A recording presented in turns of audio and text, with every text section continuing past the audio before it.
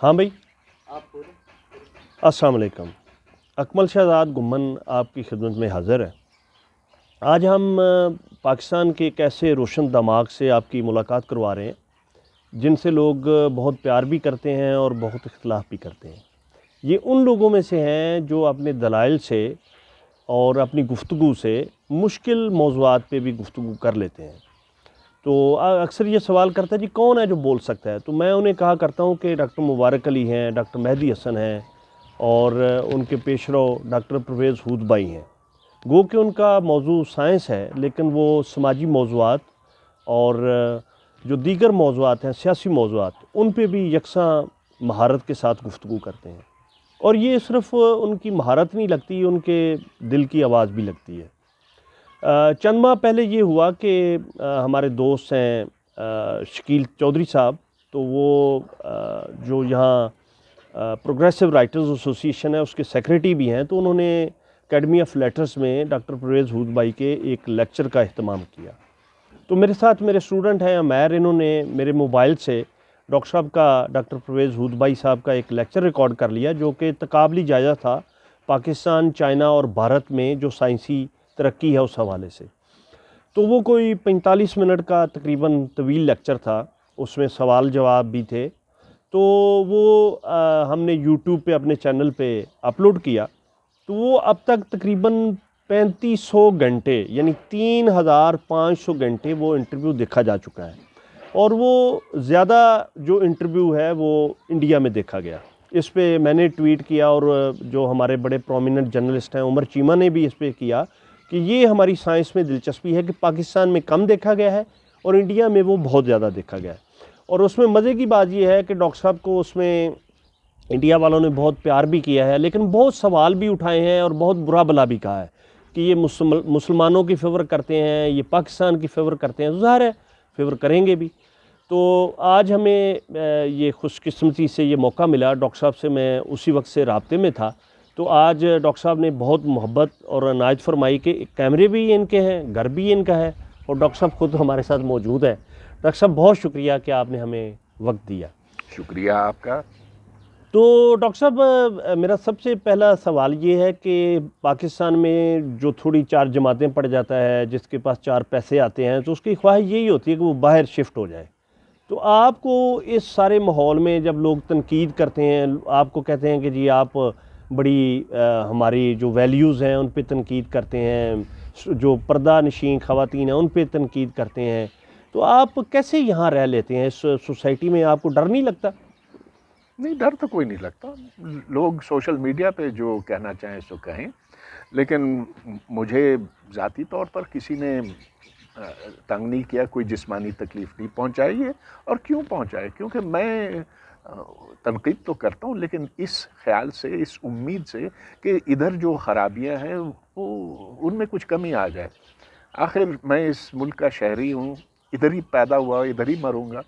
تو میرے خیال میں ہر شخص کا یہ ایک فرض بنتا ہے کہ وہ جس جگہ رہتا ہے اسے ایک بہتر جگہ بنایا جائے۔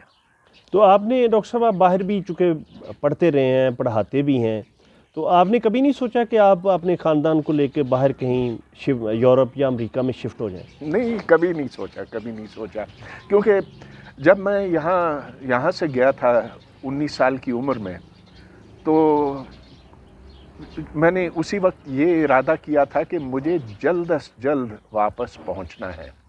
کیوں پہنچنا ہے؟ اس لیے کہ مجھے اپنا گھر یاد آتا ہے جب میں باہر جاتا ہوں۔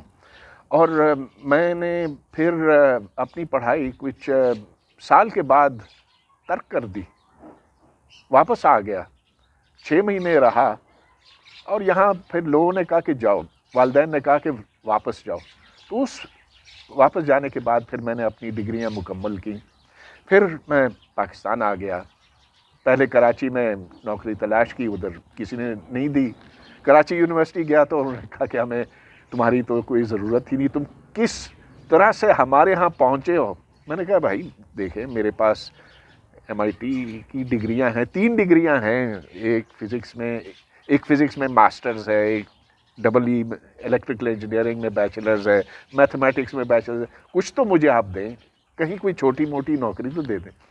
میں کہا بھاگ جاؤ یہاں سے. تو پھر میں یہاں اسلام آباد آیا اور سن 73 سے میں ادھر ہی ہوں.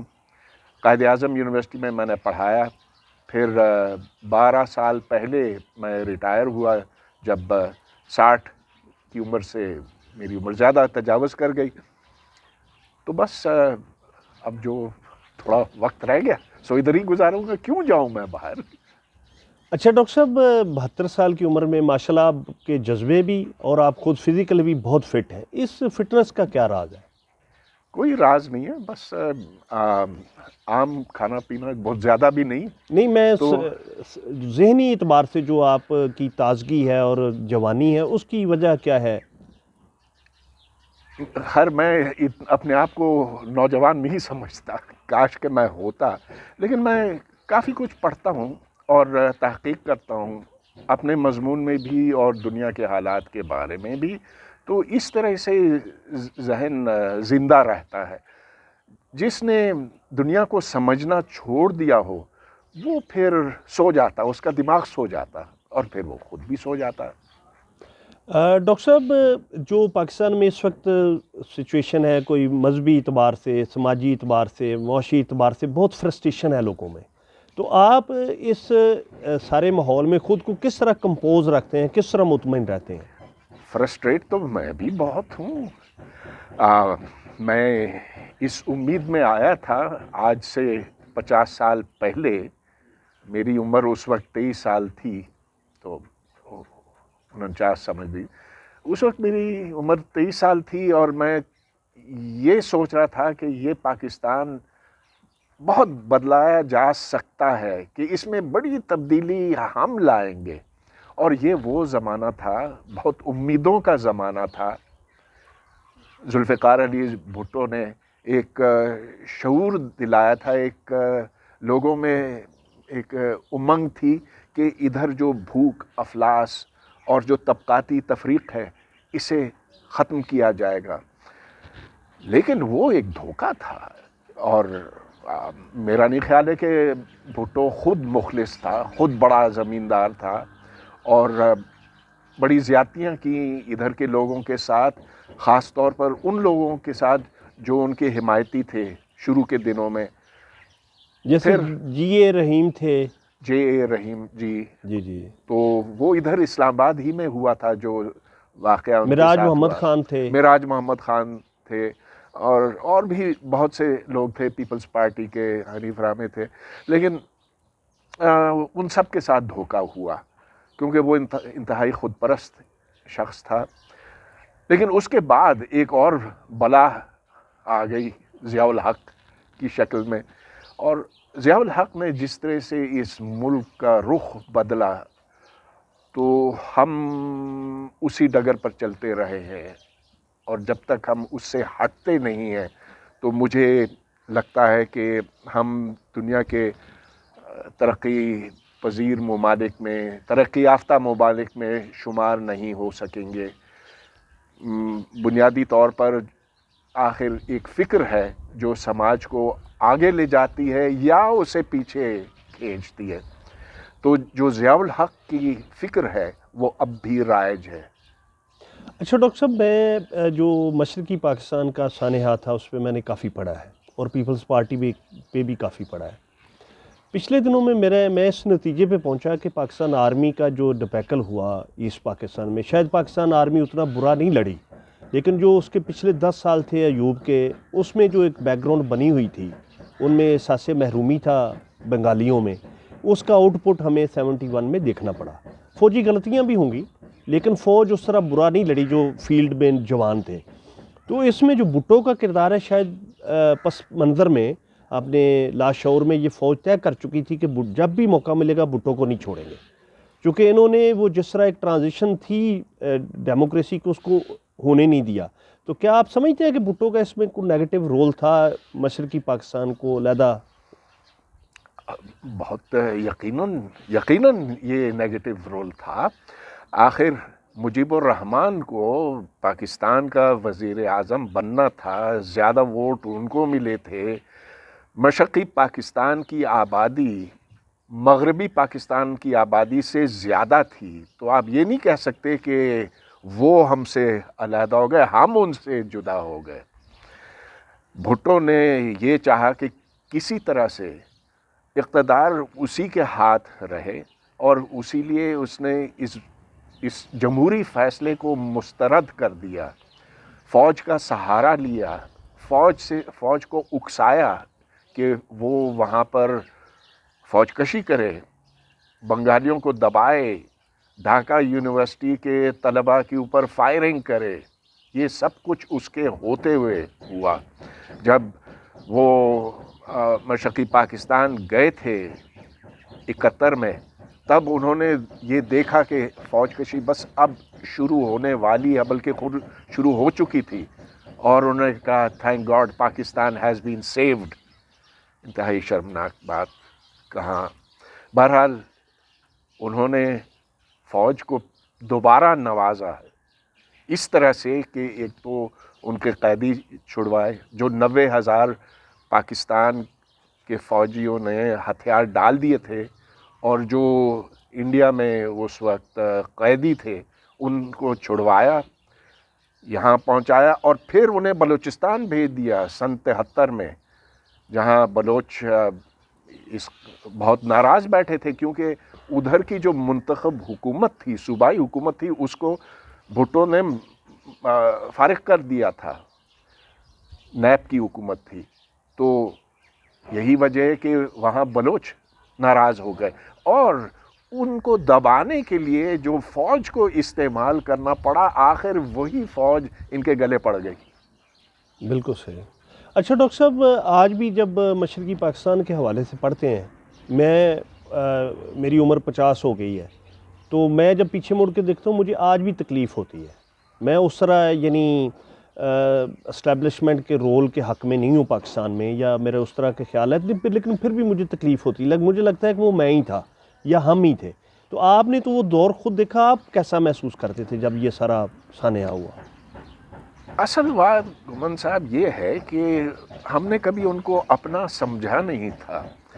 جب میں اسکول میں تھا, اس زمانے میں کچھ بنگالی ہوتے تھے میرے ساتھ اسکول میں, ہم کہتے تھے یہ اتنے کالے ٹھنگنے ہیں, یہ کیسے مسلمان ہو سکتے ہیں, اردو بھی ٹھیک طرح نہیں بولتے, کسی کا نام جلیل ہے تو اس کو ذلیل کہتے ہیں, اس پہ ہم بڑے قہقہے لگاتے تھے. اور پھر جب بنگلہ میں خبریں آتی تھیں ریڈیو پاکستان کے اوپر, تو ہم اس پہ بھی قہقہے لگاتے تھے. نہیں, ہم نے بنگالیوں کو اپنے برابر کا کبھی سمجھا نہیں تھا. یہ جو تو قومی نظریہ کہ بھائی مسلمان ادھر اور ہندو ادھر, بالکل غلط تھا, بالکل غلط تھا. ہم نے کبھی بنگالیوں کو اپنا جیسا سمجھا ہی نہیں تھا. یعنی اگر نظریہ ٹھیک بھی تھا, دو قومی نظریہ, تو ہم نے اپنے عمل کے ساتھ اس کو غلط ثابت کیا. نہیں, نظریہ بھی غلط تھا نا. یہ آپ کیسے کہہ سکتے ہیں کہ بنگالی جن کی زبان اور ہے, جن کے طور طریقے اور ہیں, جن کی شکل و صورت اور ہے, کہ وہ پنجابیوں جیسے ہیں. آپ زبردستی ان کو جوڑ کے رکھ سکتے ہیں, لیکن یہ بات تو پاکستان کے شروع کے دنوں میں بالکل عیاں ہو گئی تھی. جب جناح صاحب وہاں گئے, اور کب گئے, تقسیم ہند کے 7 مہینے بعد گئے. جناح صاحب did not go to East Pakistan for 7 months. تو چلیے 7 مہینے بعد جب وہ گئے وہاں پہ, ایک ہی پیغام لے کر گئے کہ یہاں اردو چلے گی, بنگلہ نہیں. ادھر تو پھر ہنگامے ہو گئے. انہوں نے کہا کہ یہ بنگالیوں نے کہا کہ یہ ہماری مادری زبان ہے, ہمیں اردو آتی ہی نہیں, ہم کیوں مانیں کہ اردو ہماری سرکاری زبان ہو. تو خرابی تو اس وقت سے شروع ہوئی. اور جو اس وقت احتجاج کر رہے تھے, جناح صاحب نے کہا کہ یہ تو کسی بیرون ملک کی ایما پہ کر رہے ہیں, یہ سازشی ہیں. تو یہ طریقہ ٹھیک نہیں تھا. ہم نے بنگالیوں کے ساتھ بہت برا کیا. اب مجھے اس قدر شرمندگی ہوتی ہے کہ میں خود ان لڑکوں لونڈوں کے ساتھ تھا جو ہنستے تھے بنگالیوں کے اوپر. شرم آتی ہے مجھے اپنے آپ پہ. اچھا ڈاکٹر صاحب, آپ نے جس طرح یہ پنجابی کی بات کی, تو اگر آپ میرے ساتھ کبھی پنجاب کے دیہاتوں میں جائیں، سیالکوٹ ہی، یعنی میرا اپنا گاؤں جو سیالکوٹ انٹرنیشنل ایئرپورٹ ہے اس سے 1.5 کلومیٹر کے فاصلے پہ ہے، اور جو ڈرائی پورٹ ہے اس سے 1 کلومیٹر سمڑیال سے، آپ یقین جانیں گے کہ آج بھی وہاں لڑکیوں کا سکول نہیں ہے۔ یعنی اس حوالے سے تو ٹھیک ہے لڑکیاں لڑکے اکٹھے پڑھتے ہیں ایک ہی سکول میں، لیکن اصل بات یہ ہے کہ پوری پاکستان میں سکول ہے لیکن وہاں نہیں ہے، اسی طرح غریب ہیں۔ تو آپ نے ایک انٹرویو میں بھی کہا کہ پاکستان پنجابستان بن چکا ہے، تو یہ آپ نے کس سینس میں کہا؟ آپ نے پنجاب کے ایک علاقے کی بات کی ہے جہاں ترقی کم ہوئی ہے، لیکن اگر آپ سندھ جائیں اور خصوصاً انٹیریئر سندھ جائیں، یا آپ شمالی علاقوں میں جائیں یا بلوچستان جائیں، تو پھر فرق کا اصل پتہ چلتا ہے۔ جو اعداد و شمار ہیں وہ بتاتے ہیں کہ تعلیم کی شرح سب سے زیادہ پنجاب میں ہے، کہ وہاں جو قومی پیداوار ہے، جو پنجاب کی پیداوار فی کس ہے، وہ کہیں زیادہ ہے بنسبت بلوچستان یا سندھ کے۔ حالانکہ بلوچستان میں معدنیات، بہت قیمتی معدنیات ہیں جس سے وہ لوگ استفادہ نہیں کر سکتے۔ سندھ کو الگ قسم کی شکایت ہے۔ غرض یہ کہ یہاں پر مختلف اقوام رہتی ہیں، اور اس بات کو ہم نے ہنوز تسلیم نہیں کیا۔ ایون بنگلہ دیش سے بھی ہم نے کوئی سبق نہیں سیکھا کہ جو زبان کا حق ہے، جو معیشت کا حق ہے، اگر آپ کسی اپنے شہری کو دیں تو یہ کامیابی کا پہلا زینہ ہے۔ بالکل صحیح کہا آپ نے۔ دیکھیے ادھر ہم پر اب عربی ٹھوسی جا رہی ہے۔ بھائی ہمیں عربی سے کیا سروکار ہے؟ وہ عرب بولتے ہیں، ادھر سندھی بولی جاتی، ادھر پنجابی بولی جاتی، ادھر برہی بولی بن جاتی، ادھر شینا ہے، ادھر پشتو ہے۔ یہ ہماری زبانیں ہیں، عربی ہماری زبان نہیں ہے، وہ مذہبی زبان ہے۔ وہ ہم ٹھیک ہے، ہر بچہ جو ہے، میں نے بھی قرآن پڑھا ہے، ترجمہ ہم پڑھ لیں گے اردو میں، انگریزی میں، جو کچھ بھی ہے۔ ہمیں عربی زبان کی ضرورت نہیں ہے۔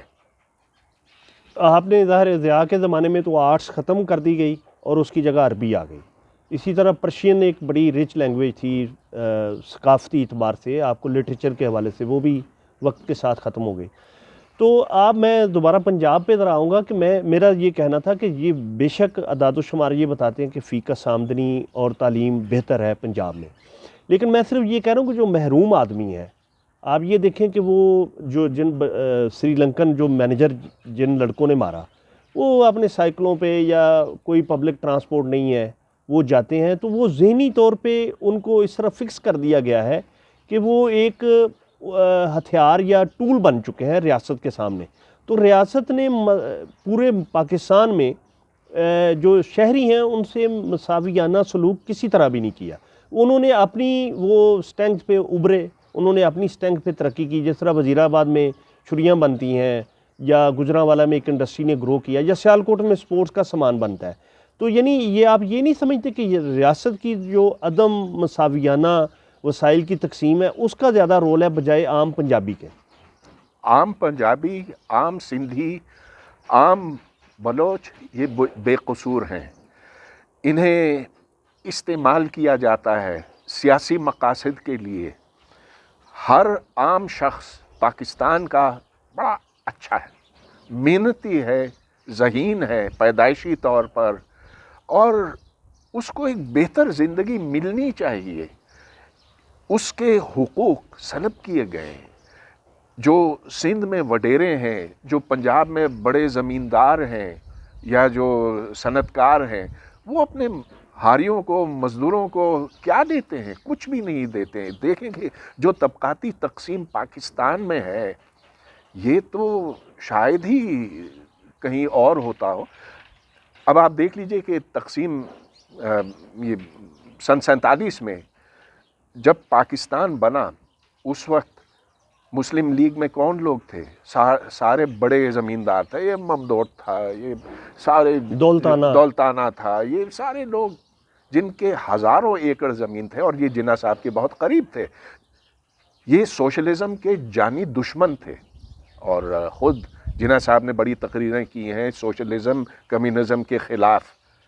کبھی انہوں نے یہ نہیں کہا تھا، کبھی نہیں کہا کہ ادھر زرعی اصلاحات ہونی چاہیے، جبکہ نہرو نے شروع دن سے یہ کہا کہ ہم یہاں زمینداری نظام برداشت نہیں کریں گے، ادھر جو صدیوں سے چلا آ رہا ہے، انگریزوں نے جن کو نوازا اس کو ہم نہیں مانتے، ہمیں ایک نیا انڈیا تعمیر کرنا ہے۔ جناح صاحب نے کیا کہا؟ کچھ بھی نہیں کہا اس کے بارے میں۔ تو آپ خلاف ہیں قائد اعظم کی آئیڈیالوجی کے؟ نہیں، میں آئیڈیالوجی کیا، میں کہتا ہوں کہ انہوں نے کبھی اس طبقاتی تقسیم کو ختم کرنے کی بات بھی نہیں کی۔ یہ تو تقسیم سے پہلے کی بات ہے اور تقسیم سے بعد کی بات ہے۔ مجھے یہ بتائیں کہ انہوں نے کہاں یہ کہا کہ یہاں جو زمینداری نظام ہے اس کو میں ختم کروں گا، کبھی نہیں کہا۔ تو ڈاکٹر صاحب یہ تو یہ انجمن جو کاشتکارانہ بھی بنی اور اس میں جماعت اسلامی کا بھی بہت بڑا رول رہا، اور انہوں نے ایسے فتوے بھی ہمارے علماء کرام نے دیے کہ یہ جی اس کو تقسیم نہیں کیا جا سکتا، اس کو جائز قرار دیا، جو موروثی ایک بڑی جاگیرداریوں کا نظام تھا۔ تو یہ پاکستان میں رائٹ جو ہے یہ ہمیشہ اسٹیبلشمنٹ کے ساتھ کیوں رہا ہے؟ ہاں،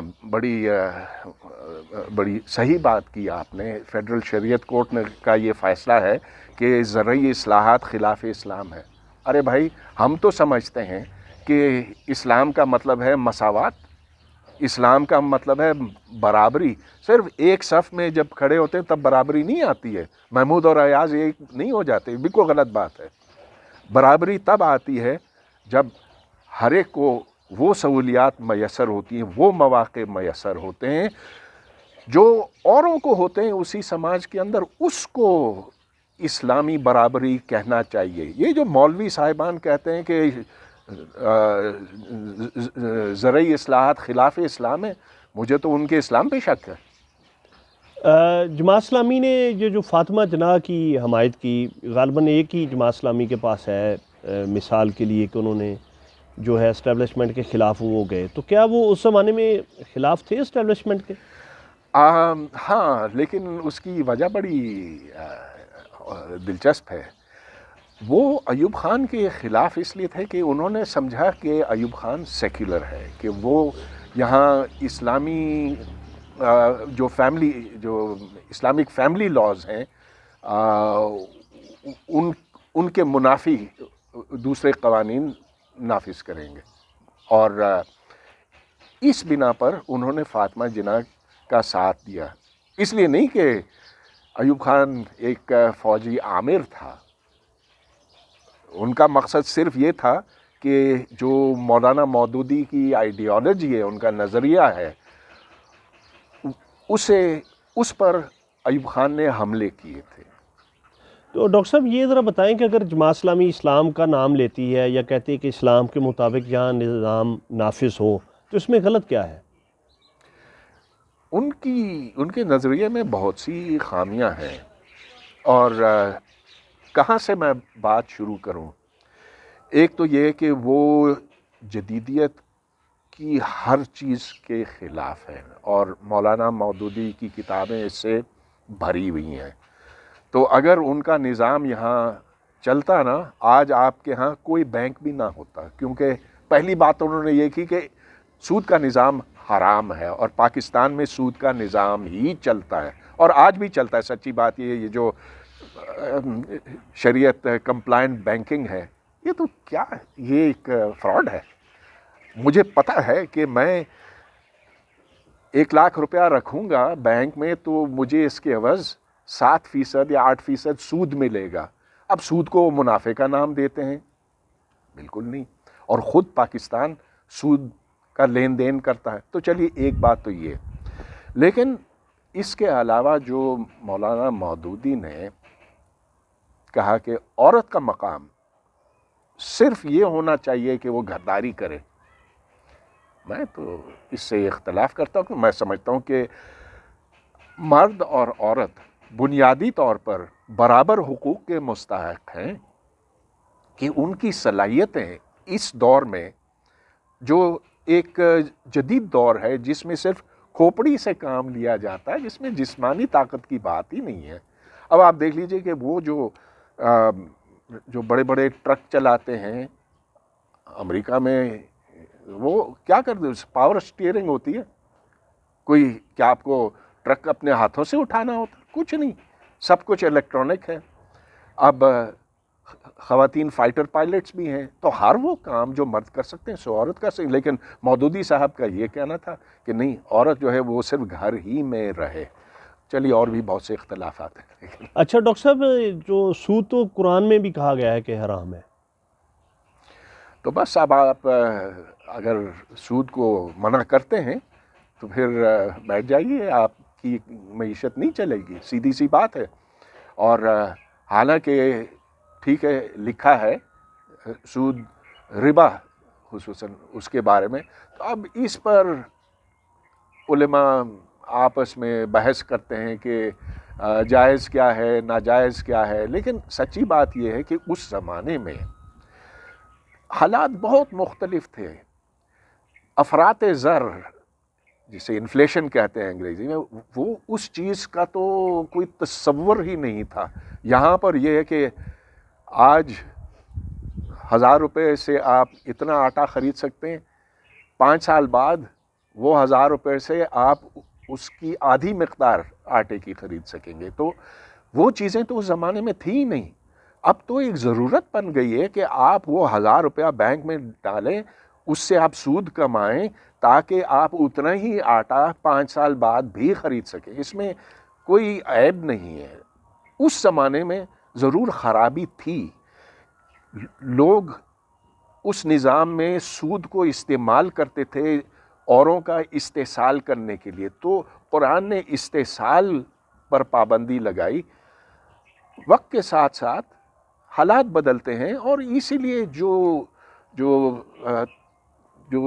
آگے کے سوچنے والے دانشمند قسم کے علماء ہیں, وہ کہتے ہیں کہ آپ کو اسباب نزول کی طرف بھی ایک نظر ڈالنی چاہیے کہ کیوں کوئی آیت اس وقت نازل ہوئی جو شان نزول ہے. جو شان نزول.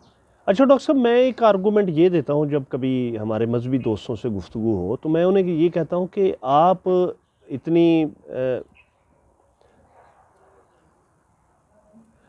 ڈاکٹر صاحب, میں اس میں میرا آرگومنٹ یہ ہوتا ہے, ہمارے کبھی مذہبی دوستوں سے بات ہو تو میں یہ کہتا ہوں کہ 1400 سال ہو گئے ہیں, تو آپ اتنی تبلیغ کرتے ہیں, تبلیغی جماعت ہے, اتنے زیادہ آپ لوگ ہیں, ذہین ہیں, سوچتے ہیں, تو آپ کوئی متبادل پھر سود کا نظام قائم کریں.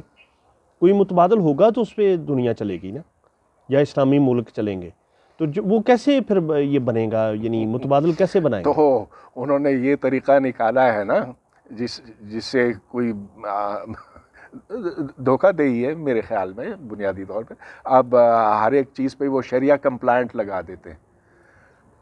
خدارا کریڈٹ کارڈ جو آپ کی جیب میں ہے اور میری جیب میں ہے, اور جس کو دیکھ کر آپ کو پتہ چل جاتا ہے کہ یہ تو سود کے نظام پر ہی چلتا ہے, اس پر انہوں نے شریعہ کمپلائنٹ کریڈٹ کارڈ لگا دیا. اب جیسے کہ کون سا ہر بینک کا آج کل یہی ہے, ہر بینک کا انہوں نے اپنے ایک شعبے بنا دیے ہیں. ادھر کچھ کرائے کے مولوی رکھے ہیں جو کہتے ہیں نہیں ٹھیک ہے اسلامی ہے, چلنے دو. بالکل صحیح. یعنی وہ یہی ہے کہ بلی دیکھ کے جس طرح کبوتر آنکھیں بند کر لیتا ہے کہ بجائے. ہاں, اور دیکھیں صرف سود کی بات نہیں ہے, زمانہ کتنا بدلا ہے. آخر کہیں بھی قرآن میں غلام رکھنے پر پابندی تو نہیں ہے نا. ہاں, یہ اچھی بات ہے کہ آپ غلاموں کے ساتھ اچھا برتاؤ کریں, انہیں رہا بھی کر دیں اگر آپ کر سکتے ہیں, لیکن یہ آپ پر لازم تو نہیں ہے. تو آج آپ غلام رکھنے کی کوشش کیجئے یہاں, ٹھیک ہے, انڈیا سے کسی کو پکڑ کے لے آئیں, کوئی یا کینیڈا سے لے آئیں یا آسٹریلیا سے, اس کو غلام کے طور پر یہاں رکھنے کی کوشش کریں, تو آپ کی اپنی حکومت آپ کو جیل میں ڈال دے گی. حالانکہ کہنے کو تو یہ اسلامی ملک ہے, لیکن یہاں پر غلامی منع ہے. کیوں منع ہے؟ کیونکہ زمانے کے ساتھ حالات بدلتے ہیں. آپ کو اپنے قانون قواعد سارے بدلنے پڑتے ہیں, یہ دیکھتے ہوئے کہ اس سے کیا ہوگا اور اس سے کیا ہوگا. اچھا ڈاکٹر صاحب، آپ نے اپنی گفتگو میں کمیونزم کی بات کی، سوشلزم کی بات کی کہ پاکستان کی ریاست نے، اور اس پہ ظاہر ہے میں جب اپنی کتاب میڈیا منڈی لکھ رہا تھا تو مجھے پتہ چلا کہ پاکستان کا اگر کوئی بہت پروگریسو اخبار تھا وہ پاکستان ٹائمز تھا، وہ امروز تھا، وہ لیل و نہار رسالہ تھا۔ تو آپ یہ دیکھیں کہ میاں افتخار الدین جو اس کے مین تھے، ان کا ایک گھر تھا مری میں، تو وہ ایک نائب قاصد سے لے کے ایک ایڈیٹر تک بھی جا کے سال میں ایک دفعہ وہاں رہ سکتا تھا۔ پھر ایک بڑا کھانا ہوتا تھا جس میں جو عام ورکر ہیں، نائب قاصد ہیں، جو پرنٹنگ میں کام کرتے ہیں، وہ اس سارے کھانے میں شامل ہوتے تھے۔ تو اس کو تو سنب کر دیا گیا ریاست نے، جس میں بھٹو صاحب بھی شامل تھے، جس میں قدرت اللہ شہاب تھے، انہوں نے نیو لیف کے نام سے اداریہ لکھا۔ کہنے کا مطلب یہ ہے کہ سوشلزم کو تو یہاں گالی بنا دیا گیا اور اس کو اینٹی اسلام ڈکلیئر کیا گیا۔ تو آپ کی کمیونزم کی تعریف کیا ہے، اور کیا کمیونزم روس کے ٹوٹنے کے بعد ناکام ہو چکا ہے؟ دیکھیں، روس اول تو یہ کہ میری اپنی سوچ میں خاصی تبدیلی آئی، کچھ میں آپ کو اس کے بارے میں پہلے بتانا چاہتا ہوں۔ میں اپنے لڑکپن میں اس کا قائل تھا کہ پاکستان کی کمیونزم سے زیادہ خوبصورت چیز کوئی نہیں ہو سکتی ہے کہ ہر شخص کو اس کی ضرورت کے مطابق ملے اور ہر شخص سے لیا جائے اس کی صلاحیت کے حساب سے۔ ہاں، بہت ہی یہ اچھا قول ہے اور میں اس قول کا بھی قائل ہوں، لیکن میں سمجھتا ہوں کہ ایسا شاید ممکن نہ ہو، اور میں سمجھتا ہوں کہ اب جمہوریت اور فلاحی ریاست ہی آگے کا رستہ ہے۔ اب جہاں تک پاکستان کے شروع کے دنوں کی بات ہے، یہاں کمیونزم کو برا اس لیے کہا گیا کیونکہ اہل اقتدار کے لیے یہ ایک بہت ہی خطرناک چیز تھی۔ سارے بڑے زمیندار تھے جو اس کوشش میں تھے کہ ان کے ہاری، ان کے جو زر خرید غلام ہیں، جو ان کے مزارے ہیں، جو ان کے گھروں میں نوکر ہیں، اگر ان کے کانوں میں یہ بات آ گئی تو وہ بغاوت کر لیں گے۔ اسی لیے تعلیم کے بھی وہ بہت خلاف تھے۔ تعلیم پاکستان کے لیے کبھی کوئی زیادہ اس کو ترجیح نہیں دی گئی، اس کو خطرناک سمجھا گیا، اس لیے کہ اگر شعور آ گیا پھر یہ عام آدمی، یہ ٹانگے والے، یہ اٹھ کھڑے ہوں گے، پھر ہماری حاکمیت خطرے میں پڑ جائے گی۔ تو اس کو، اس چیز میں جو مولوی ہیں انہوں نے اہل اقتدار کا ساتھ دیا، اور مولانا مودودی جو ان میں سے سب سے زیادہ بااثر تھے، انہوں نے کہا کہ یہ تو لادینیت، سیکولرزم لادینیت ہے، کمیونزم اسلام کے منافی ہے، جو زرعی اصلاحات ہیں یہ بھی اسلام کے خلاف ہے کیونکہ اس میں نجی ملکیت کی پوری اجازت ہے وغیرہ۔ تو انہوں نے اسلام کو ایک خاص رنگ دیا، ایک خاص اس میں سے توجیہات نکالی، جو صرف اس لیے کہ اس طرح سے ایک تو ان کی سیاسی طاقت بڑھی اور اہل اقتدار نے بالآخر ان کو پسند کیا۔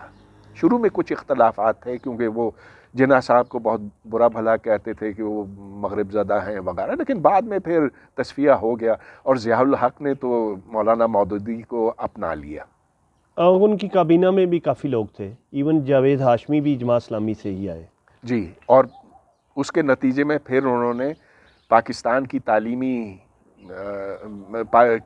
تعلیمی نظام پر قبضہ کر لیا، جو کہ اب تک ٹوٹا نہیں۔ ڈاکٹر صاحب، آپ نے کہا کہ کمیونزم اور سوشلزم کے حوالے سے وقت کے ساتھ آپ کے خیالات میں تبدیلی آئی، وہ کیا ہے تبدیلی؟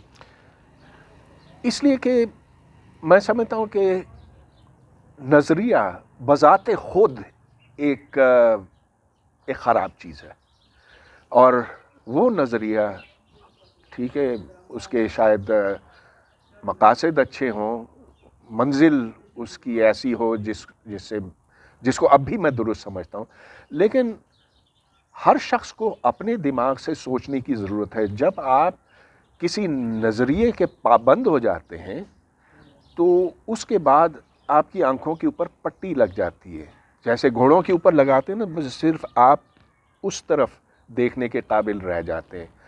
تو میں سمجھتا ہوں کہ یہ اب دیکھیے مارکس کا نظریہ آج سے 100 سال پہلے بہت پرکشش تھا. 100 سال بھی نہیں، 50 سال پہلے بھی بہت پرکشش تھا. ایک تو یہ کہ اس میں برابری آتی ہے، لیکن اس نظریے میں ایک خامی یہ تھی ہے بلکہ کہ مارکس 150 سال پہلے کا آدمی ہے، مفکر ہے، اور اس نے اس وقت کے حالات کو دیکھتے ہوئے ایک آگے کا رستہ تجویز کیا، اور وہ رستہ اب ٹھیک نہیں ہے. اب آپ دیکھ لیجئے کہ جو دنیا میں ترقی ہو رہی ہے وہ زیادہ تو ایسے کیپٹلسٹ ممالک میں ہوئی ہے جو سوشلسٹ کمیونسٹ ملک ہیں. اور آپ نے روس کے ٹوٹنے کی بھی بات کی. جب آپ زبردستی لوگوں کو جوڑ کے رکھتے ہیں، آپ کہتے ہیں کہ یہاں پر کوئی سوچ نہیں ہوگی ماں سوائے کمیونزم کے یا سوشلزم کے یا نازیزم کے یا ماؤزم کے، یا امریکہ میں بھی اب جیسے اب ایک نئی آئیڈیالوجی وہاں ایکسٹریم رائٹ کی آ رہی ہے، یورپ میں بھی آپ دیکھ رہے ہیں. اور ہمارے ہاں بڑی سختی ہے کہ آپ اس ڈگر پر چلیں جو آپ کو پہلے سے بتایا گیا. نظریہ پاکستان سے آپ تجاوز نہ کریں. ارے بھائی ہے کیا چیز نظریہ پاکستان؟ آج بھی مجھے سمجھ میں نہیں آیا، شاید آپ جانتے ہو. آپ کیا سمجھتے ہیں نظریہ پاکستان؟ میں نے آپ سے سوال کیا کیا ہے. نظریہ پاکستان یہی کہ جی ہم مسلمان ہیں، ہمارا ایک علیحدہ ملک ہوگا، اور ہم یعنی اسی نظریے کے مطابق چلیں گے، اور اپنی ویلیو اسلامی ایک جس طرح مسلمان رہتے ہیں ہم اس طرح رہیں گے. اچھا، تو مجھے بتائیں کہ مسلمان کس طرح سے رہتے ہیں؟ کیا ساری دنیا میں ایک طرح سے رہتے ہیں؟ نہیں، ہر جگہ حالات مختلف ہیں. ہر ایک نے اسلام کا کوئی مختلف مطلب نکالا ہوا ہے، ان کے طور طریقے مختلف ہیں، شکل صورت مختلف ہے، سب کچھ. تو نظریہ پاکستان اسی لیے آج تک کبھی کسی کتاب میں درج نہیں ہے. اگر آپ کہیں کہ ہم قرآن کو مانیں گے، یہ ہمارا نظریہ، ٹھیک ہے، آپ بھی مانتے ہیں تو انڈونیشیا میں بھی مانتے ہیں، لیکن ادھر ملک اور طرح سے چلتا ہے، یہاں اور طرح سے چلتا ہے. تو یہ تو کوئی نظریہ بنا نہیں نا. نظریہ تو ایک جامع چیز ہوتی ہے.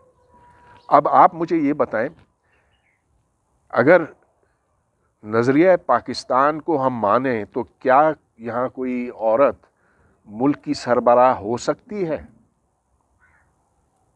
کیا ہو سکتی ہے؟ نہیں ہو سکتی.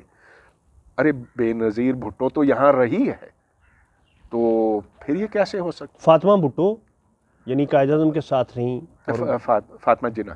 فاطمہ جناح. ہاں لیکن وہ سربراہ تو نہیں تھی نا. میں سربراہی کی بات کر رہا ہوں. جی. تو بے نظیر تو رہی. تو کیا پھر ہم اسلام سے ہٹ گئے تھے؟ I don't know. کبھی اس کے خد و خال بیان نہیں کیے گئے ہیں. اچھا ڈاکٹر صاحب، سیکولرزم آپ کے نزدیک کیا ہے؟ اس کے بھی بڑا جو ہی کوئی بندہ کو پروگریسو، کوئی روشن خیالی کی بات کرتا ہے تو اس کو گالی دی جاتی ہے کہ یہ سیکولرزم ہے، یہ لنڈے کے لبرل ہیں. تو یہ سیکولرزم اور لبرلزم کیا ہے؟ ان کے بقول، میرا مطلب یہ کہ جماعت اسلامی اور مولانا مودودی کے بقول سیکولرزم کا مطلب ہے دین سے دوری، لا دینیت. میرے نزدیک سیکولرزم کا مطلب ہے ہر دینیت. ہر دین ایک ریاست کے اندر برابر حقوق کا مستحق ہے. ہر دین کے پیروکار کے ساتھ ایک ہی جیسا سلوک کیا جاتا ہے. قانون اس معاملے میں بالکل اندھا ہے کہ وہ ہندو ہے، مسلمان ہے، احمدی ہے، کیا ہے. تو اس کو میں بہت ایک اچھی چیز مانتا ہوں، اور یہ ایک ایسی چیز ہے جو ہر انسان مانتا ہے کہ بہت ہی اچھا اصول ہے. یہاں تک کہ جو منافق میں کہوں گا، جو جاتے ہیں پاکستان سے امریکہ یا یورپ یا فرانس یا کینیڈا، فرانس جس کے ہم اتنے خلاف ہیں، جو کھلا سیکولر ہے، جو کہتا ہے کہ اس سے بڑا اصول ہمارے لیے کوئی نہیں ہے. کیوں جاتے ہیں وہاں پہ؟ کیونکہ ان کو برابری ملتی ہے وہاں پہ. وہاں یہ نہیں ہے کہ ادھر صرف پیسہ زیادہ ہے. پیسہ تو سعودی عرب میں ہے, قطر میں ہے, یو اے ای میں ہے, مگر جاتے ہیں ان مغربی ممالک میں جہاں سیکولرزم ہے. سیکولرزم ان کو اچھا لگتا ہے. جھوٹ بولتے ہیں اگر کہتے ہیں کہ نہیں لگتا. مگر جب پاکستان کی بات آتی ہے تو منافقت تو ادھر آتی ہے نا. جب پاکستان کی بات آتی ہے تو وہ کہتے ہیں نہیں نہیں, ہم یہاں ہندو کو برابر نہیں مانیں گے, ہم احمدی کو برابر نہیں مانیں گے. ادھر جا کے شور مچاتے ہیں کہ ہمارے ساتھ امتیازی سلوک ہوا. امتیازی سلوک ایسے نہیں کہ کسی نے پکڑ کے ان کو کوئی مارا پیٹا, وہ بھی ہوتا ہے, لیکن یہ کہ ہماری ترقی نہیں ہوئی, اس رفتار پہ نہیں ہوئی جو کہ ہونی چاہیے. وہ جاتے ہیں عدالت میں اور جیت بھی جاتے ہیں, کبھی ہار بھی جاتے ہیں, لیکن اگر ان کی بات جائز ہے تو وہ جا کے یہ کہہ سکتے ہیں کہ ہمارے ساتھ برا ہوا, ہم کو برابری نہیں ملی. اب پاکستان میں آپ یہ کہہ بھی نہیں سکتے. ایک کرسچن کیا وہ کبھی یہ ہمت کر سکتا کہ وہ جا کے عدالت میں کہے کہ میرے بھی وہی حقوق ہیں جو مسلمان کے ہیں؟ نہیں کر سکتا. اچھا ڈاکٹر صاحب, ایک یہ ہے کہ میرے ذاتی اپنے پرسیپشن میں کہ پاکستان آرمی اپنی لیونگ میں, رہن سہن میں, جو ان کا وہ اس طرح ان کا لیونگ سیکولر ہے. یعنی کوئی وہاں شیعہ سنی کی اس طرح تفریق نہیں ہے.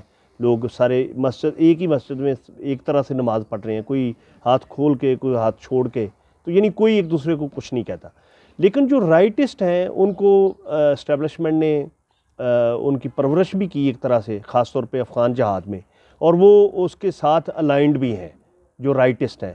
تو یہ اس کو کس طرح, یعنی مجھے تھوڑی سی الجھن ہوتی ہے, آپ اس کو کس طرح ایکسپلین کریں گے؟ تاریخی طور پر آپ کی بات درست ہے کہ ہماری فوج سیکولر تھی, لیکن اب چونکہ میں اتنا زیادہ جانتا نہیں, میرا خیال ہے کہ اس سے وہ تجاوز کر گئی ہے. یہاں تک کہ میں نے پچھلے دنوں سنا کہ اب تبلیغی جماعت کے اثرات اتنے بڑھ گئے ہیں کہ ان کو پھر ان پر پابندی لگانے کی ضرورت پڑی.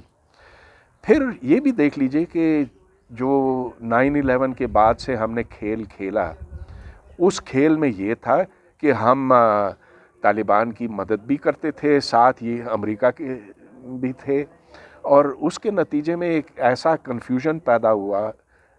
اور ہم نے یہ بھی دیکھا کہ TTP تحریک طالبان پاکستان نے اس فوج کے ہوتے ہوئے اپنی طاقت کو خوب بڑھایا, خاص طور پہ سوات میں جہاں ان کو کھلی چھٹی تھی. وہ اپنی منمانی کرتے تھے. مولانا فضل اللہ جو ریڈیو کیا ملا ریڈیو کہلاتے تھے, تو ملا ریڈیو کو پکڑنے میں کیا مشکل تھی بھائی. آج کل تو ایسے ہے کہ اگر آپ کا موبائل ہو تو اس پر آپ فوراً پہنچ سکتے ہیں.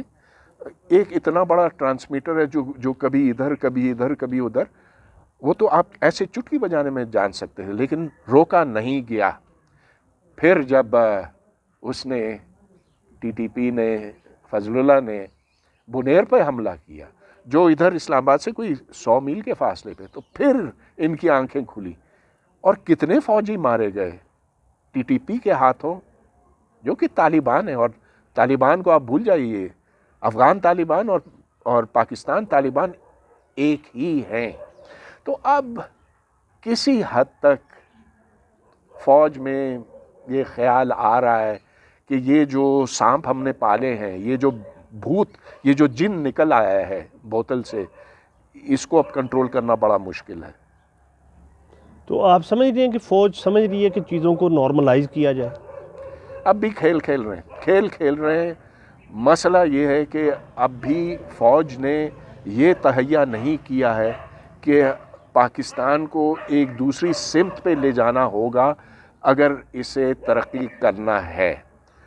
اب آپ دیکھ لیجئے, ہم ہر شعبے میں پیچھے رہ گئے. اپنی معیشت کا حال دیکھیں, ہر وقت IMF کے سامنے ہم جھولی پھیلائے ہوئے ہوتے ہیں.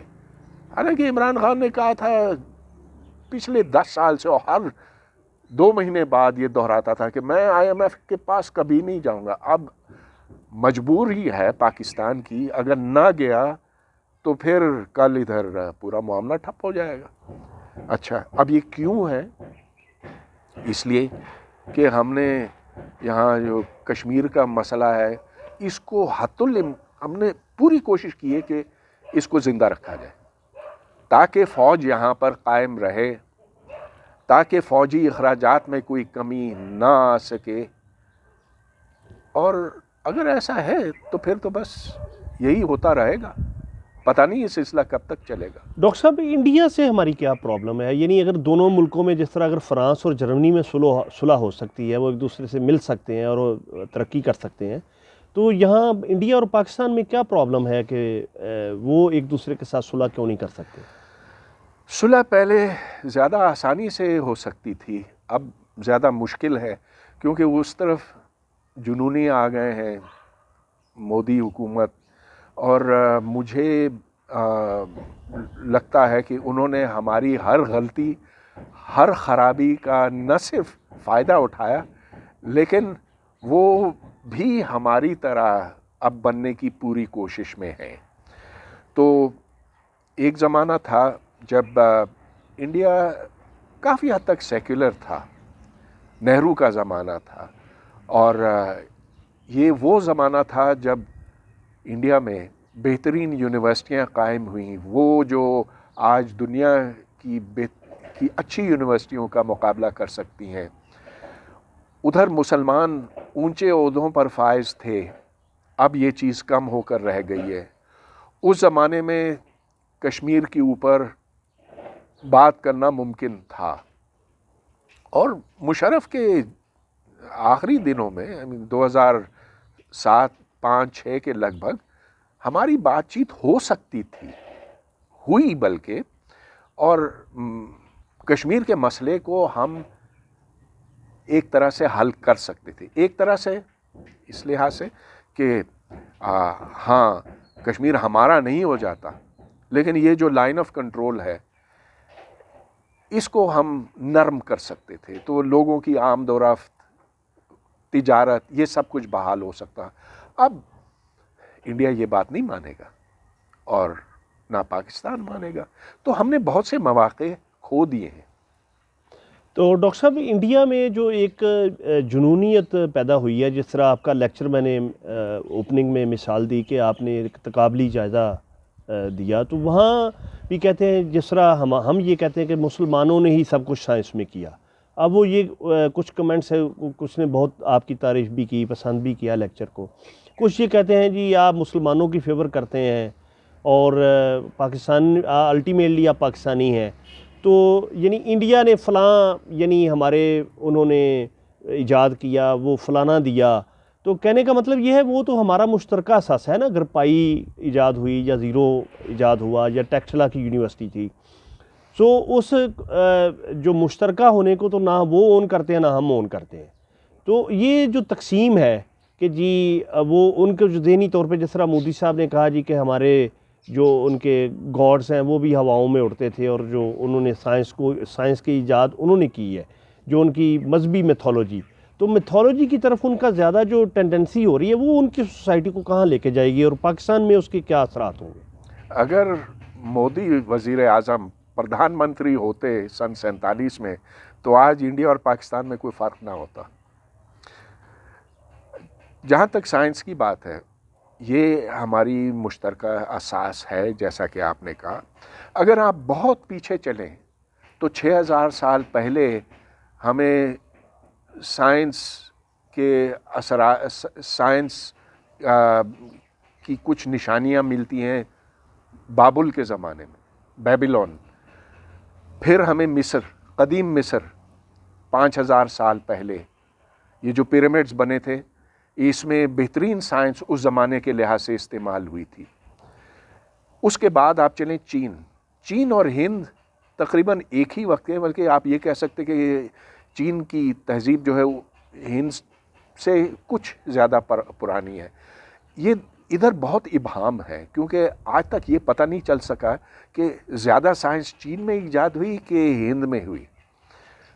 اس کے بعد پھر یونان کا زمانہ آتا ہے، اور یونان کے بعد مسلمانوں کا۔ اچھا، جب یہاں پر ہند میں سائنس ختم ہو گئی تھی، اور یہ مسلمانوں کی آمد سے پہلے کی بات ہے، تو آپ دیکھتے ہیں کہ مسلمانوں نے پھر علم کے چراغ جلائے تھے۔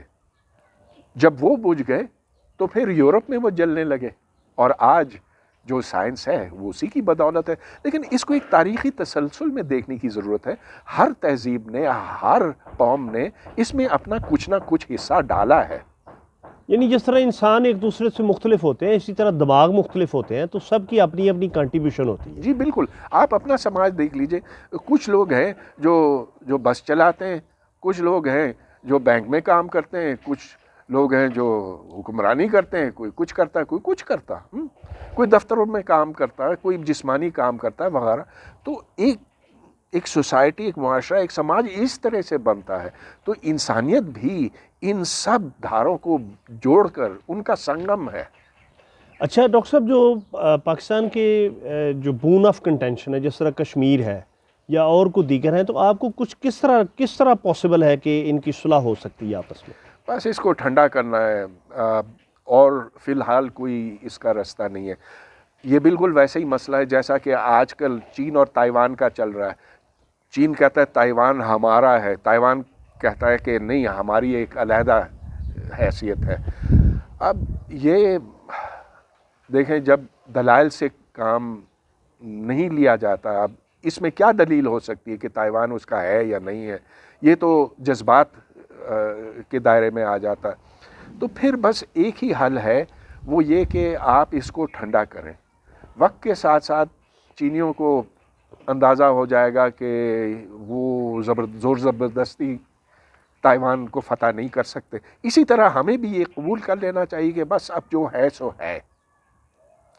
جو حصہ کشمیر کا پاکستان کے ہاتھوں میں ہے، وہ کبھی انڈیا نہیں لے سکتا، نہ ہم ان کا لے سکتے۔ تو بھائی ٹھنڈا کر لو اس مسئلے کو۔ یہاں بھوک ننگ ہے، تعلیم کا فقدان ہے، اس کو کم کرو، بجائے اس کے کہ اسلحہ خریدو۔ اب اپنے لوگوں کے اوپر، لوگوں کی ضروریات کے اوپر خرچ کرنا شروع کرو۔ اچھا، آپ یہ سمجھتے ہیں کہ جو کشمیر میں انڈیا ظلم کر رہا ہے اور پاکستان کا موقف درست ہے؟ ہاں، پاکستان کا درست ہے۔ جب انڈیا یہ کہتا ہے کہ بلوچستان میں پاکستان ظلم کرتا ہے، انڈیا بھی صحیح کہتا ہے، تو ان کی بات بھی صحیح ہو سکتی ہے، ہماری بات بھی صحیح ہو سکتی ہے۔ انڈیا بالکل غلط کر رہا ہے کشمیر میں۔ کشمیر انڈیا کا حصہ بن سکتا تھا اگر آپ شروع کے دنوں کی طرف جائیں۔ شیخ عبداللہ نے یہ کہا کہ ہم پاکستان کے ساتھ نہیں جائیں گے، اور کافی عرصے تک وہاں کوئی گڑبڑ نہیں تھی۔ جب ہم نے وہاں اپنے قبائلیوں کو بھیجا، ان کی کوئی لفٹ نہیں ہوئی۔ پھر سن 65 میں جب ہم نے، پاکستان نے فوج کشی کی وہاں پہ، آپریشن جبرالٹر کے نام سے، اس وقت بھی کشمیریوں نے پاکستانیوں کا ساتھ نہیں دیا تھا۔ آج وہ دے رہے ہیں۔ کیوں دے رہے ہیں؟ اس لیے کہ انڈیا نے ایسی پالیسیاں اپنائی ہیں کہ اس سے کشمیری بہت خفا ہیں۔ تو یہ انڈیا کے اہل اقتدار کی بدبختی ہے، ان کی غلطی ہے کہ وہ کشمیریوں کو اپنے ساتھ لے نہیں سکے۔ اچھا ڈاکٹر صاحب، اگر پاکستان کی فوج کی یا اسٹیبلشمنٹ کی آپ کو تعریف کرنی پڑے تو آپ کو کیا خوبیاں، آپ کیا ڈھونڈیں گے اس میں پوائنٹس؟ بھائی دیکھیں، جب یہاں طوفان آتا ہے، زلزلہ آتا ہے، تو ان کی کارکردگی تو مجھے بہت اچھی لگتی ہے۔ وہ منظم ہیں، وہ لوگوں تک مدد پہنچا سکتے ہیں، اور شاید یہی ان کو کرنا چاہیے۔ اب اس فوج کو، ٹھیک ہے، ہم پاکستان کا محافظ تو سمجھتے ہیں، لیکن یہ پاکستان کے محسن تب بنیں گے جب یہ اپنا ظلم ختم کریں گے بلوچستان میں، اور جب یہ طالبان کا کو اب مسترد کریں گے، کیونکہ طالبان پاکستان کے کسی صورت کسی حالت میں دوست نہیں ہو سکتے۔ تو ڈاکٹر صاحب جب جو پاکستان کی فوج ہے یا اس کے جو مختلف شعبے ہیں ان پہ حملہ بلوچوں کی طرف سے کیا جائے تو یہ ان کو پھول تو نہیں پیش کر سکتے؟ عمل اور رد عمل یہ سلسلہ چلے گا جب تک کہ کوئی اس کا سیاسی تصفیہ نہیں ہوتا۔ تو میں اس بات کے بہت خلاف ہوں جب بلوچ عام لوگوں کو مارتے ہیں، عام پنجابی مزدور وہاں پر اس کو نشانہ بناتے ہیں، یا جب داعش ہزارہ کے لوگوں کو، ہزارہ کمیونٹی کے لوگوں کو، ان کے کارکنوں کو مارتا ہے، یا جب بلا وجہ حملے ہوتے ہیں دہشت گردی کے۔ دہشت گردی ایک خراب چیز ہے، اس کی جتنی مذمت آپ کریں کم ہے۔ اچھا ڈاکٹر صاحب، ایک جس طرح ہمیں میڈیا سے بہت گلے ہیں اور ہمیں اپنی جوڈیشری یا وکلاء سے بہت شکایات ہیں، لیکن یہ ہے کہ ہمیں اگر ریلیف ملتا ہے تو ان دونوں جگہوں سے ملتا ہے، یعنی ہماری آواز میڈیا کے تھرو جاتی ہے، اٹھائی جاتی ہے، یا عدالت سے ہمیں ریلیف ملتا ہے، ہمیں جتنے ہمارے تمام شکایات کے باوجود۔ اسی طرح اگر پاکستان کی یونٹی دیکھیں تو اس میں پاکستان آرمی کا بہت بڑا رول ہے، تو کیا آپ سمجھتے ہیں کہ اس کا رول ہے پاکستان کو ایک رکھنے میں؟ یہ اس وقت تو صورتحال ایسی ہے کہ بلوچ بہت ناخوش ہیں پاکستان سے۔ آپ دیکھیں کہ اب پختونوں کی ایک بڑی تعداد ہے، وہ بھی پاکستان سے نالاں ہیں، اور وہ نالاں اس لیے ہے کہ فوج نے ان پہ بڑا بھاری ہاتھ رکھا ہے، ان کے ساتھ زیادتی کی ہے۔ تو جب لوگوں کو آپ ناراض کرتے ہیں، اس کے نتیجے میں پھر وہ الٹی سیدھی چیزیں بھی کرتے ہیں، تو میں سمجھتا ہوں کہ فوج کو اپنے دائرے کے اندر رہنا چاہیے، وہ یہ کہ سرحدوں کا دفاع کرے، اس سے آگے نہیں۔ جو دوسرے مسائل ہیں ان کا سیاسی حل نکالنے کی ضرورت ہے۔ اچھا ڈاکٹر صاحب، جو بلوچ دوست ہیں وہ یہ کہتے ہیں کہ جب بھی وہاں ایک تھوڑا پیس ہوتا ہے، لوگ تھوڑا ریاست کے طرف آتے ہیں، تو ان کو ہر 10-15 سال کے بعد کوئی ایسا کام ہوتا ہے، جس طرح بھٹو کے زمانے میں یا اس کے بعد مشرف کے زمانے میں بگٹی صاحب، وہ ہمیشہ یعنی پاکستانی ریاست کے ساتھ زیادہ رہے، تو ان کو مار دیا گیا۔ تو وہ یہ کہتے ہیں کہ جب بھی ہمارے دل تھوڑے نرم ہوتے ہیں یا ہماری طرف سے کوئی ریاست کے لیے ہمدردی پیدا ہوتی ہے، تو کوئی ایسی کارروائی کر دی جاتی ہے کہ جس سے پھر ہم معاملات خراب ہو جاتے ہیں۔ تو اس میں نہیں، یہ کارروائی کی بات نہیں ہے، یہ پالیسیوں کی بات ہے۔ اب آپ دیکھ لیجئے، یہ دسمبر کی بات ہے، 2 مہینہ پہلے کی بات ہے کہ تقریباً 1 لاکھ لوگ گوادر میں جمع ہوئے تھے۔ ان کے کیا مطالبات تھے، وہ کیوں 23 دن تک ٹھنڈ میں صبح و شام کھڑے رہے؟ مطالبات ان کے کیا تھے؟ ایک یہ کہ جو پینے کا پانی ہے وہ ہمارا باہر والے لے جا رہے ہیں، چائنیز اور پاکستان کے دوسرے علاقوں سے آئے ہوئے لوگ۔ پھر ادھر جو مچھیرے ہیں وہ کہتے ہیں کہ اب ہمارے لیے مچھلی بھی نہیں رہی، جو ہماری کشتیاں باہر جاتی ہیں، سمندر میں جاتی ہیں، دیکھتے ہیں کہ سمندر خالی کر دیا ہے چائنیز ٹرالرز نے، اور وہ جو دوسری جگہوں سے آتے ہیں۔ تو ہمیں جب تک ہمیں یہ تحفظ نہیں ملتا تو ہم یہاں سے جائیں گے نہیں۔ عمران خان نے ان سے بات کرنے سے انکار کر دیا تھا، پھر جب یہ بات بہت لمبی چلی، اس کے بعد کہا کہ ہاں کچھ ان کے مطالبات جائز ہیں۔ لیکن آپ اگر بلوچستان جائیں تو، اور میں گیا ہوں، تو میں یہ دیکھتا ہوں کہ ادھر فوج موجود ہے، یہ فوج پنجاب کی ہے، بلوچوں کی نہیں ہے، اور وہ جو برتاؤ کرتے ہیں مقامی لوگوں کے ساتھ، وہ میں نے خود دیکھا ہے، اوروں سے سنا ہے، وہ ٹھیک نہیں ہے۔ پنجاب کے زیادہ ہیں یا پختون ہے زیادہ، جس طرح ایف سی ہے؟ ہاں، دونوں ہیں، اب مجھے صحیح اعداد و شمار کا پتہ یعنی نہیں۔ ان کا بھی ذرا بنتا ہے کہ وہ بھی شمولیت کریں، جو سرکاری ادارے ہیں، یا ان کو نوکری دی جائے تو وہ شاید بہتر معاملات ہو سکتے ہیں۔ بلوچ جی بالکل، ان کو حصے دار بنانے کی ضرورت ہے، اور جو ادھر قیمتی معدنیات ہیں اس کا جس طرح سے بٹوارا ہوا ہے سو بہت غلط ہوا ہے۔ بلوچ بار بار ہمیں یہ بات یاد دلاتے ہیں کہ سوئی سے گیس نکلی، لیکن اور وہ پہلے پنجاب پہنچی اور پھر بہت بعد میں سوئی شہر میں پہنچی۔ یہی بات ہم دوسری معدنیات کے بارے میں کہہ سکتے ہیں، گیس، آئل۔ تو ایک احساس محرومی ہے اور اس میں کوئی شک نہیں۔ اب میں اس بات کا بھی قائل ہوں کہ ایفیشنسی بھی ایک چیز ہے، اور آپ کو ضرور یعنی برابر نوکریوں میں بھی برابری پیدا کرنی ہے، ایفیشنسی کو بھی مد نظر رکھنا ہے۔ اگر کوئی شخص اس قابل نہیں ہے کہ اسے ملازمت ملے، آپ اسے نہ رکھیں، لیکن بلوچوں کی اتنی تعداد ہے کہ آپ ان میں سے چن سکتے ہیں وہ افراد جو ٹھیک کام کر سکتے ہیں۔ تو یہ کام نہیں کیا گیا اور وہ احساس محرومی دور نہیں ہوئی ہے۔ اچھا ڈاکٹر صاحب، میں نے ایک ڈاکٹر مبارک علی یا ڈاکٹر مہدی حسن، ہم نے یہ لوگ دیکھے تھے، یا ابصار عبدالعلی تھے، تو یہ جو ایم کیو ایم والا ایک ہمارے سامنے چہرہ آیا، یہ کیا تھا؟ یعنی یہ بہت توافت نہیں تھا کہ ایک طرف ایک مہذب آرام سے بولنے والے، ان کے پاکستان کو تہذیبی بہت دین ہے، اردو سپیکنگ جو کلاس ہے، ایک یہ آگے جی کہ ہم پاکستان بنانے والے ہیں، تو ہم سوچتے تھے کہ جو ہم نے دیکھے ہیں یا پڑھے ہیں یا سنے ہیں، تو یہ کون سے پاکستان بنانے والے ہیں؟ بھائی، ان کی ایک الگ نفسیات ہے کہ ہم انڈیا چھوڑ کر آئے پاکستان بنانے کے لیے، اس لیے ہمارا حق زیادہ بنتا ہے۔ مگر یہ بات میں سمجھتا ہوں کہ قابل قبول نہیں ہے۔ ادھر جو جس وجہ سے بھی موجود ہے اس کے ساتھ برابری ہونی چاہیے۔ اور ہم نے یہ بھی دیکھا کہ ایم کیو ایم کے بننے کے بعد وہ ایک غنڈہ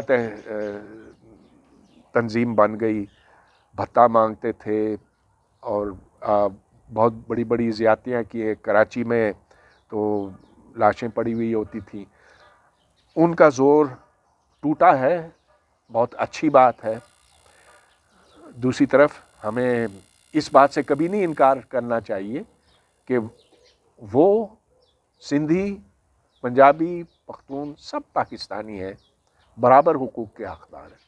اور کراچی کے لوگوں سے بھی زیادتی نہیں ہونی چاہیے کہ انہیں کہ ظاہر ہے روزگار نوکریاں ہیں یا وہاں کو انڈسٹری ہو، تو وہ بھی ان کے دل میں بھی نفرت پیدا نہ ہو عام پاکستانیوں کو۔ ہاں، تو یہ تب ہو سکتا ہے جب شفافیت ہو۔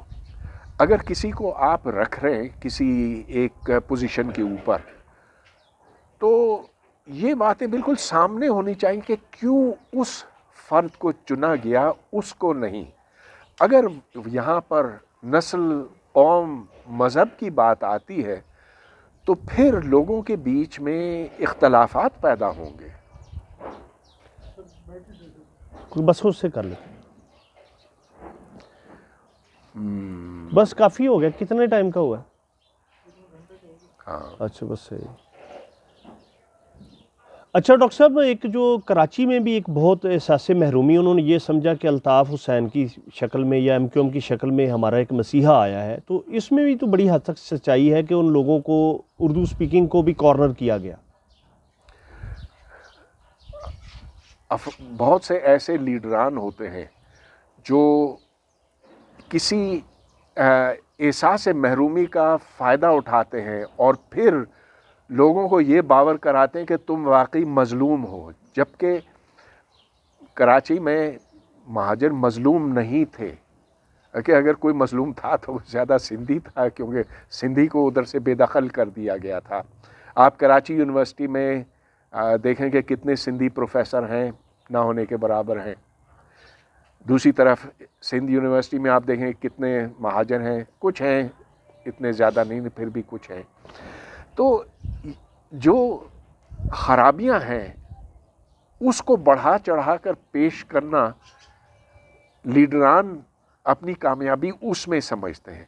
اس کو ختم کرنے کے لیے یہاں صرف قابلیت کو دیکھا جائے، اور شفافیت ایک ایسا اصول ہے جس سے کبھی انحراف نہیں کرنا چاہیے۔ جب آپ اس سے کریں گے تو پھر خرابی در خرابی پیدا ہوتی چلی جائے گی۔ ڈاکٹر صاحب، ڈاکٹر عبدالسلام کا بھی انٹرویو کرنے کا آپ کو اعزاز حاصل ہے، میں نے وہ انٹرویو دیکھا تھا، تو آپ کی کیسی ان سے گفتگو رہی؟ لیکن آپ کے ان کے مذہبی نقطہ نظر کہتے ہیں کہ وہ بھی مذہبی طور پہ بہت زیادہ یعنی ہاں، وہ سن 74 کے بعد بہت مذہبی ہو گئے، لیکن اس سے پہلے وہ کافی کھلے تھے۔ میں تو اس زمانے میں ان کو نہیں جانتا، لیکن جو میرے بہت سے ساتھی ہیں جو ان کو بہت قریب سے جانتے تھے، وہ کہتے تھے کہ وہ کافی ریلیکس تھے، لیکن جو ہی ان کی کمیونٹی کے اوپر یہ ہاتھ پڑا اور بڑا بھاری ہاتھ پڑا، تو ان کے اندر ایک رد عمل پیدا ہوا جس کے نتیجے میں وہ زیادہ اس طرف چلے گئے۔ ڈاکٹر صاحب، آپ احمدی کمیونٹی کے یا دوسرے جو ہمارے پروگریسو لوگ ہیں وہ بڑی بات کرتے ہیں، تو ایک یہ بھی تو فیکٹر ہے کہ اس زمانے میں جو احمدی تھے وہ دوسرے لوگوں کو مسلمان نہیں سمجھتے تھے، تو یہ بھی ایک ریزن ہے کہ ان کے خلاف پھر پوری سوسائٹی اٹھ کھڑی ہوئی۔ بالکل، تنگ نظری جہاں ہو قابل مذمت ہے، احمدیوں میں بھی یہ ہے۔ اور آپ یہ دیکھیں کہ کتنے ایسے سنی ہیں جو شیعہ کو کافر کہتے ہیں، اور کتنے ایسے شیعہ ہیں جو کہتے ہیں کہ یہ سنی بھٹکے ہوئے، ہم اصل مسلمان ہیں۔ تو یہ جو نظریہ ہے یہ بڑا مہلک ہے کہ ہم ہی ہیں جو راہ راست کو جانتے ہیں۔ بالکل صحیح۔ تو آپ یعنی کیا سلوشن کیا سمجھتے ہیں کہ ہماری سوسائٹی، ہمارا ملک یا پوری دنیا کس طرح پروگریس کر سکتی ہے؟ دماغ کو کھول کر رکھیں، دلیل کو سنیں، تاریخ کا مطالعہ کریں، اپنے دماغ سے سوچیں، اسی میں ہماری بقا ہے، اسی میں انسان کی ترقی کی راہیں کھلی ہیں۔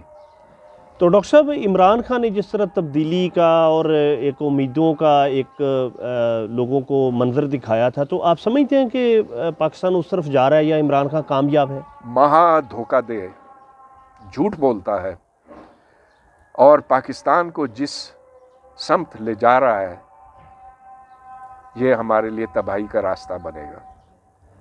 آپ کو پہلے بھی اندازہ تھا کہ عمران خان جی بالکل، میں بہت عرصے سے اس شخص کو جانتا ہوں، 20 سال سے بھی زیادہ۔ اس سے پہلے کہ جمائمہ کے ساتھ ان کی شادی ہوئی تھی، ہر موقع پر اس شخص نے یو ٹرن لیے، ہر موقع پر اس نے صرف اور صرف اپنا سیاسی فائدہ دیکھا ہے، اور جہاں اس نے تھوڑا سا ایڈوانٹیج لیا ہے، جیسا کہ شوکت خانم ہاسپٹل میں، اس کا فائدہ اٹھاتے ہوئے پھر اس نے سیاست کے میدان میں داخل ہو کے اور فائدے اٹھائے۔ اب جو اچانک اس شخص پر یہ سوار ہوا ہے کہ ہمیں بھی طالبان کی طرح ہونا چاہیے، یہ بات پہلے بھی تھی لیکن اب وہ کھل کر سامنے آ رہی ہے، یہ ہمیں طالبان کے رستے پر لے جا رہا ہے۔ ہر تقریر میں ان کی تعریف، ان کے طریقے کی تعریف کرتا ہے۔ میں سمجھتا ہوں کہ یہ بہت خطرناک انسان عمران خان۔ اچھا، تو آپ کو نہیں لگتا کہ کوئی بہتری کی امید؟ اچھا ڈاکٹر صاحب، لیکن عوام خود اسے اب فارغ کر دے گی۔ وہ کیسے؟ الیکشن۔ تو ہمارے پاس اور کیا آپشن ہے؟ آپشنز تو سامنے آئیں گے، جو بھی ہے کیا پتہ، لیکن میں یہ جانتا ہوں کہ جتنے خراب یہ 3 سال گزرے ہیں پاکستان کی تاریخ میں، شاید ہی کوئی ایسا اتنا وقت گزرا ہو۔ تو یہ خود منتخب ہو کے آئے یا کس طرح آئے عمران خان؟ یہ تو آپ کو پتہ ہے کہ کس طرح سے آئے، فوج کے کندھوں پر آئے، لیکن اب فوج بھی اس سے بیزار ہے۔ اچھا ڈاکٹر صاحب، میں جب آ رہا تھا آپ کا انٹرویو کرنے تو میں نے ان بچوں سے، عمیر سے اور یہ دانش سے اور عامر سے پوچھا کہ آپ کا کوئی سوال ہے ڈاکٹر صاحب سے، تو دانش کہنے لگا کہ ان سر سے یہ پوچھیے گا کہ جب یہ اسٹیبلشمنٹ لاتی ہے ہم پرائم منسٹر کو، تو یہ الیکشن کروانے کا یا حکومت اسٹیبلشمنٹ چنتی ہے تو یہ سارا جھنجھٹ کرنے کی کیا ضرورت ہے، وہ ڈائریکٹ ہی لے آیا کریں؟ نہیں، وہ ڈائریکٹ نہیں کر سکتے، اس لیے کہ اگر فوج ڈائریکٹلی خود اپنا کوئی بندہ ہے، اگر جنرل باجوہ کو وہ صدر بنا دیتی تو پھر انگلی اٹھتی فوج کے اوپر، لیکن اگر پس پردہ آپ ڈوریاں کھینچیں تو پھر جب حالات بگڑتے ہیں پھر ذمہ داری سے آپ بچ جاتے ہیں، لیکن یہاں ڈوریاں اوپر سے اب بھی چلتی ہوئی دکھائی دے رہی ہیں، لہٰذا اب میرا خیال ہے लोगों ने ये देख लिया कि इसमें फ़ौज भी मुलव्वस है। अब उम्मीद हम यही कर सकते हैं कि फ़ौज अपनी गलती जल्दी मान लेगी, अगर देर करती है तो फिर हालात और ज़्यादा बिगड़ेंगे। अच्छा डॉक्टर साहब, ये जो पाकिस्तान की सियासी या समाजी तहज़ीब है, उसमें ज़ाहिर है फ़ौजी भी हम में से ही हैं, हमारे कोई भाई हैं, कोई रिश्तेदार हैं, कोई मामू है, खालू है, चाचू है। तो जब आप उनसे ज़ाती तौर पे मिले तो वो इंतहाई मुहज़्ज़ब और नफीस लोग होते हैं, रख रखाव वाले। तो यानी जब वो एक इदारे का हिस्सा बनते हैं तो फिर आप समझते हैं कि इदारे का वो इनफरादी तौर पे असरात क्यों नहीं होते? इसलिए कि वो अपनी ज़ाती राय का इजहार नहीं कर सकते, ये फिर उस डिसिप्लिन की खिलाफ वर्जी होगी, लिहाजा उनको उस भेड़चाल में चलना पड़ता है। जब रिटायर हो जाते हैं तब बात और होती है, तब खुलकर बातें सामने आने लगती हैं, लेकिन फिर बहुत देर हो चुकी नहीं, है। आप मिलते हैं ना, तो आप कभी आप समझते जी। नहीं कि बहुत नफीस लोग होते हैं? हर किस्म के होते हैं और अच्छे भी हैं, उनमें से बहुत से अच्छे लोग हैं जिनकी मैं बहुत कदर करता हूँ, और किस्म के भी हैं। बिल्कुल सही। तो डॉक्टर साहब बहुत शुक्रिया, बहुत दिलचस्प बातें हुई और बड़ी हमसे सीखने का हमें मौका मिला। इंशाल्लाह आइंदा भी कभी मौका मिला तो गुफ्तगू रहेगी। आपका बहुत शुक्रिया। Thank you. Thank you very much.